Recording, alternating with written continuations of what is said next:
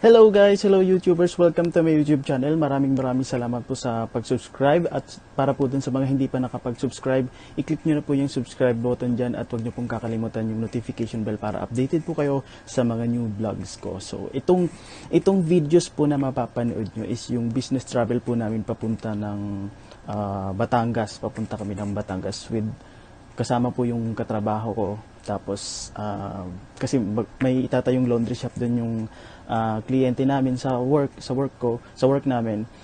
May itatayong laundry shop doon. So pupuntahan namin doon for ocular inspection doon po sa itatayo niyang laundry shop. And aside po doon, meron din po kaming nalaman regarding sa manok. Ayun, talagang hindi naman nabigla, parang napawaw lang na ganun pala yung basta regarding sa manok yun. So abangan nyo na, panoorin nyo po hanggang sa dulo yung natutunan po namin about sa manok. Yan, panoorin nyo po. Ayan, palabos na po kami ng EDSA. So sana hindi traffic.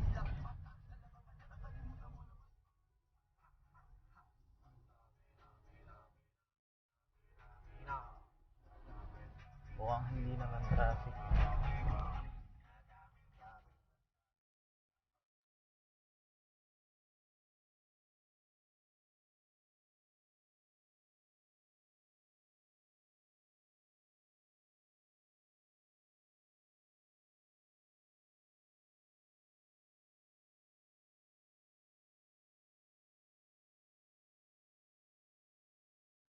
Tagal ko na muna. Wala namang virus. Sana wala talaga.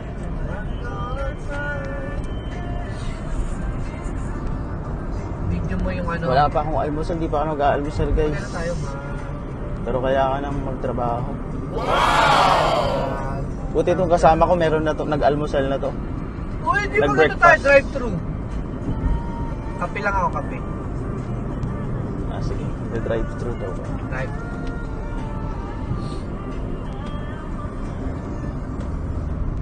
Mamaya, magbibideo kay kami mamaya. Wow! Pagin kayo mamaya.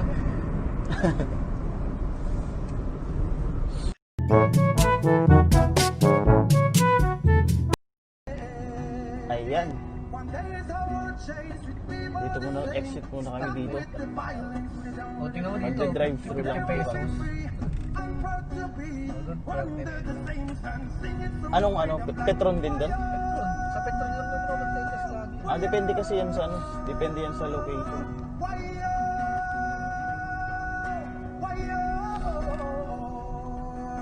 Dito pinarada yung sasakyan mo.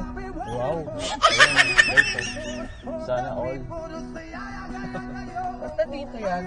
Kaya paninis ko lang kanina yan ha.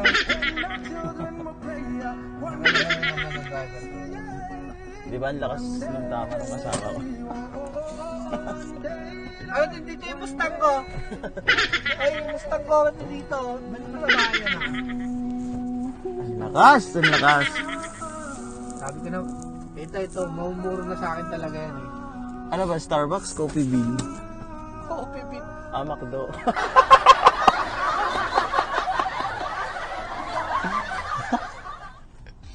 Meron dyan Starbucks, meron dyan Coffee Bean. Ayun, merong Starbucks. May chat time, pancake house. Chat time. Hindi ko tip yung mga yan kasi araw-araw dyan na. Pancake house. Kaya makdo na yun tayo. At saka the Coffee Bean nandun po. Pero mas pinili namin yung, alam mo naman, Yung mura. yung mura lang. McDonald's. Ay, ayun ka lang mo. Sorry. Bawal lang ba?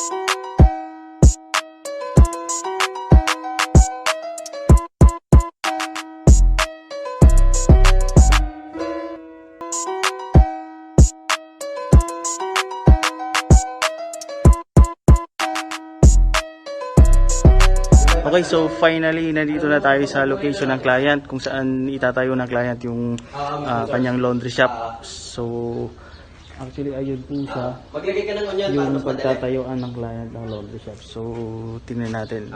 May dala din akong ito, panukat or yung metro para sukatin yung area niya kung ilan yung kakasyang machine at saka kung saan po pwede. So, tingnan natin. Pasukin natin. Hindi kayo mahirap yung magalaw pagka nagkataon walang onion. Kasi sukuhan na yan.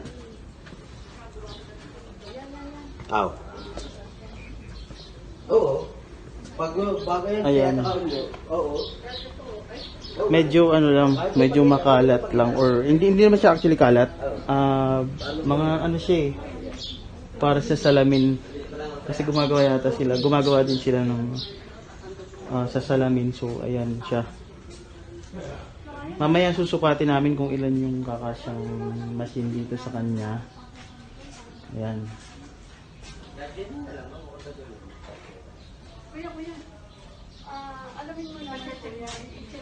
So, susukatin lang muna namin kung ilan yung kakasyang machine at kung saan po pwede.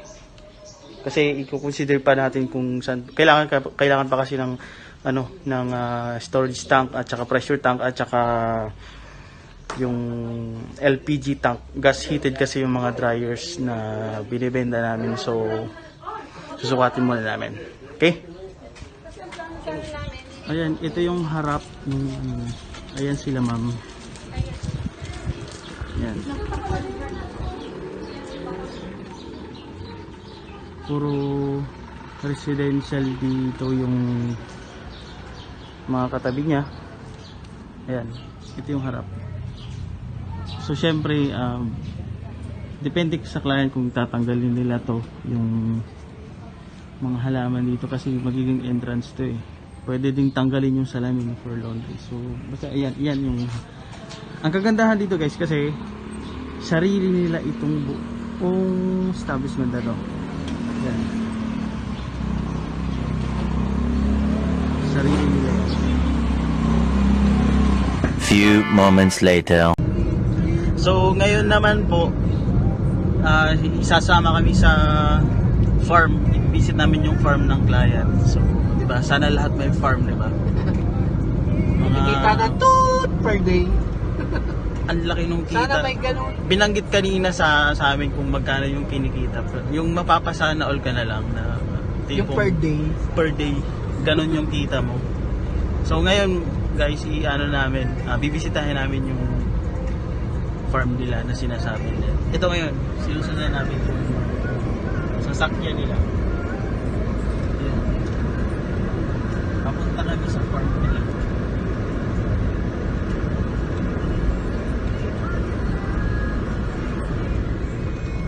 Sana all, diba? Sana all. One eternity later. Ayan, dito na yung farm nila. Ayan. Manukan yung farm nila. Ayan, egg tray.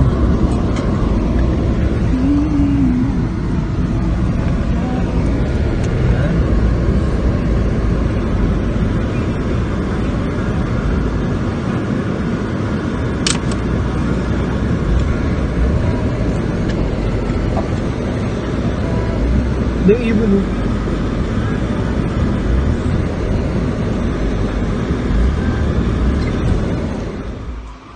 Ayan guys, andito na kami sa farm nila ma'am. So, ayan, titingnan natin yung kanilang manukan.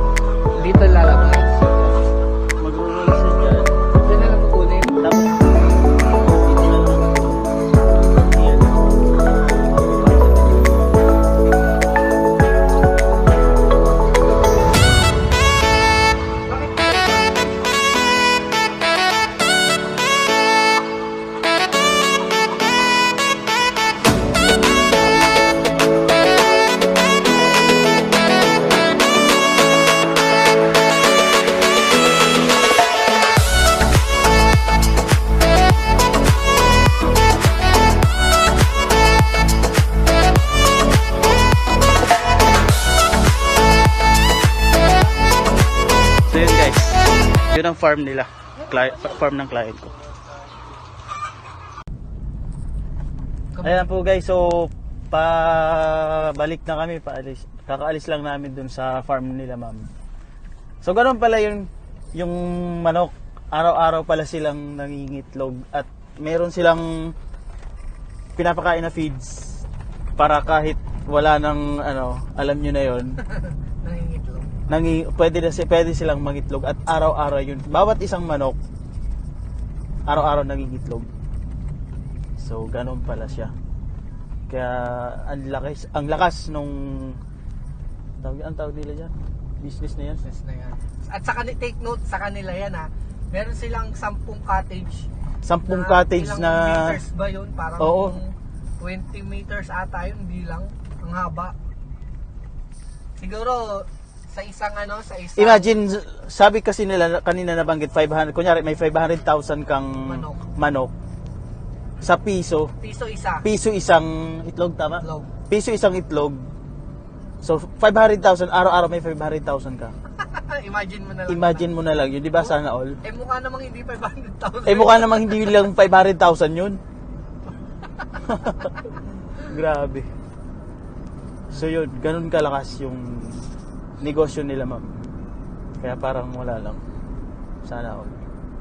So alam ko na ngayon kung saan kami kukuha ng So alam ko na ngayon kung saan kami kukuha ng itlog at saka kayo din guys kung hindi, sa lahat, sa buong Pilipinas pala, sila ang dito sa Batangas ang malakas mag-produce lahat dito nanggagaling sa Batangas. Isa yung farm nila, ma'am, sa supplier ng itlog sa buong Pilipinas.